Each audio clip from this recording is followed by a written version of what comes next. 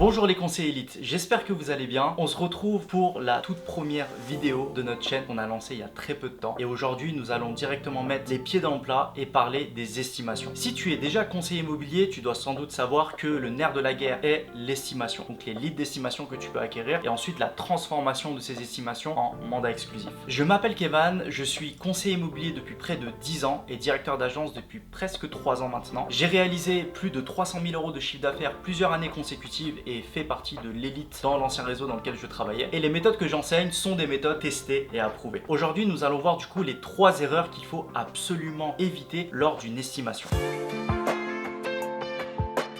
Tout d'abord, avant de commencer, il me semble que tous les conseillers immobiliers ont à peu près la même méthodologie, en tout cas tous ceux que j'ai formés jusqu'à présent, j'ai vu qu'ils avaient plutôt la même technique d'approche, c'est-à-dire que les estimations sont réparties en 2 rendez-vous. Un premier rendez-vous qui se passe chez le client et un second rendez-vous qui se passe soit en agence, soit chez le client, mais avec l'ordinateur du mandataire. Donc ça dépend si tu es mandataire ou si tu es conseiller immobilier en agence physique. Avant toute chose, il est très important de comprendre pourquoi il faut 2 rendez-vous, ce que l'on appelle le R1 et le R2, pour une estimation immobilière. Le R1 va servir à découvrir non seulement le projet du client mais également son logement. Donc c'est là où tu vas lui poser toutes les questions et tu vas commencer à préparer ton R2, et quand tu vas recevoir ton client en agence ou même faire ton R2 directement chez lui avec ton ordinateur, le R2 va servir à ce que tu puisses faire ton analyse comparative de marché, pouvoir réaliser ton estimation et aussi présenter tes services pour essayer de récupérer un mandat exclusif de vente dès ce rendez-vous. Ce que j'ai remarqué, c'est que la majorité des conseillers immobiliers, quand ils vont en R1, alors ils posent les bonnes questions, ils font une bonne découverte du logement, mais ils s'arrêtent d'écouter à un moment donné et ils commencent à présenter leurs services dès le premier rendez-vous. Et ça, c'est une erreur qui est fatale parce que du coup, tu donnes déjà un avant-goût de ce qui attend le client quand tu vas le recevoir en R2. Il n'y a plus cet effet de surprise et surtout, tu lui donnes des possibilités de ne pas faire de R2 parce que tu leur as déjà donné toutes les réponses lors du R1. Et là, forcément, tu vas me dire,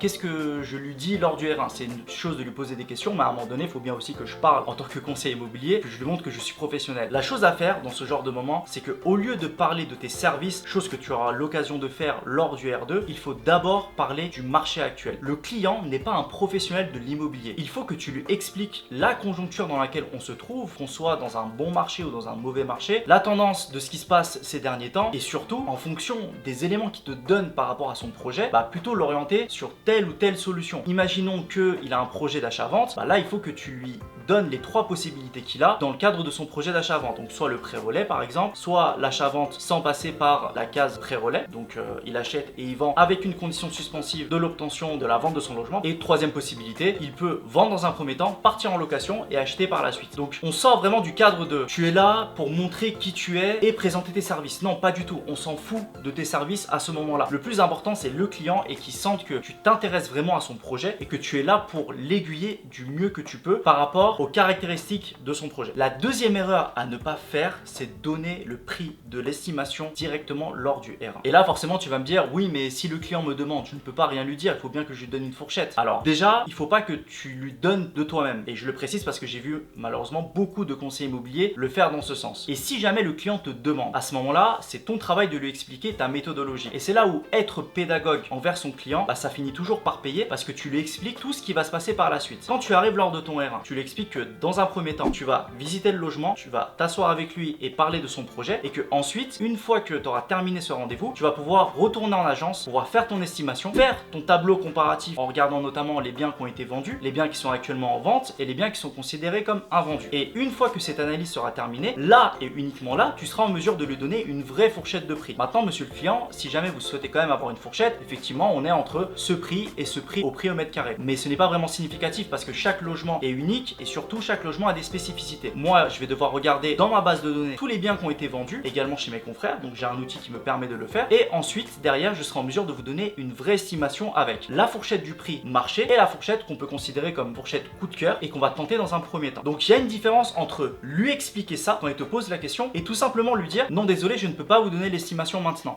Forcément c'est pas cohérent, et là en plus de ça il va se sentir un petit peu plus irrité. Donc n'oublie pas que lors du R1, le plus important c'est ta connaissance avec le client et toutes les questions que tu vas lui poser pour récolter toutes les informations afin de mieux préparer ton R2 et pouvoir pouvoir mieux le closer avec une signature de mandat exclusif. La troisième erreur à ne pas faire, et ça c'est vraiment quelque chose que je vois même chez des conseillers immobiliers qui ont 4, 5, 6 ans d'expérience, même plus, c'est de mal préparer son R2. Chaque logement est différent et surtout chaque projet de client est différent. Tu dois forcément adapter ton discours en fonction de qui tu as en face de toi et surtout en fonction de qu'est-ce qu'il a vraiment besoin et sur quoi tu vas vraiment appuyer. Il va te servir à ça le R1, c'est-à-dire que tu vas pouvoir déceler les points les plus sensibles chez ton client pour pouvoir appuyer là-dessus. Et c'est là où on retrouve, comme dans tous les aspects de l'immobilier, ce qu'on appelle le QIPM. Quel intérêt pour moi? Le QIPM, c'est toujours se mettre à la place du client et se dire que quand tu vas lui donner cette information, comment il va le percevoir? C'est quoi son intérêt de percevoir cette information? Et là, quand tu prépares ton R2,